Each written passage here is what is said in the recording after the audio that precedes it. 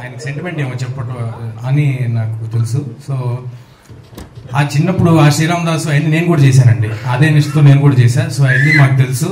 అలా అంతే జాగ్రత్తగా ఈ సినిమా కూడా చేశాము.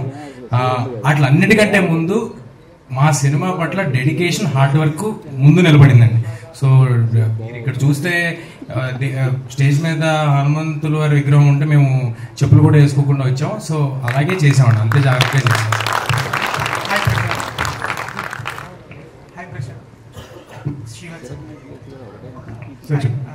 మీరు జనరల్గా film isn't written, it gets made అని అంటారు. సో ఇలాంటి ఫిల్మ్ మీకు రిఫరెన్స్ పాయింట్స్ లేకుండా చేశారని మీరే చెప్పారు. So when you don't have any reference point and you don't know how you'll execute it, how do you write it then? So then only you will do something that is very original.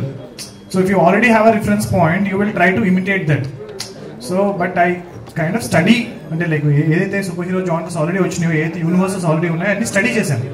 But I try to ఇప్పుడు మన style of, ఇప్పుడు నాకు తెలిసి మార్వెల్లో కానీ డీసీలో కానీ ఇంత buildup షాట్లు ఎవరు తీసుండ్రు. ఈ ఏదైతే మన స్టైల్ ఆఫ్ ఫిల్మ్ మేకింగ్ ఉందో, ఒక Telugu cinema commercial cinema style of film making ఏదైతే ఉందో అది మన ఒరిజినాలిటీ. సో ఈవెన్ ఇప్పుడు మనకి RRR సినిమాకి ఇంటర్నేషనల్ గా అంతమంది ఎందుకు అప్రిషియేషన్ ఉంది?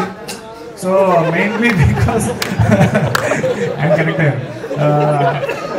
ఆ స్టైల్ ఆఫ్ ఫిల్మ్ మేకింగ్ కానీ, ఆ నేటివిటీ కానీ, going local is the new global అంటారు కదా ఇప్పుడు. సో మన స్టోరీస్, మన నేటివిటీ, మన స్టైల్ ఆఫ్ ఫిల్మ్ మేకింగ్ అనేది ఎంత బాగా మనం దాన్ని ఎంబ్రేస్ చేస్తే బెటర్. అంటే హాలీవుడ్ లాగా సినిమా తీయడం అనేది ఒక స్టైల్ ఆఫ్ ఫిల్మ్ మేకింగ్ అయితే, మన స్టైల్ ఆఫ్ ఫిల్మ్ మేకింగ్ ఒకటి ఉంది కదా. సో దాన్ని మేము ఎంబ్రేస్ చేస్తూ ఈ మూవీస్ చేసాం. And you have spent over nearly a year over the post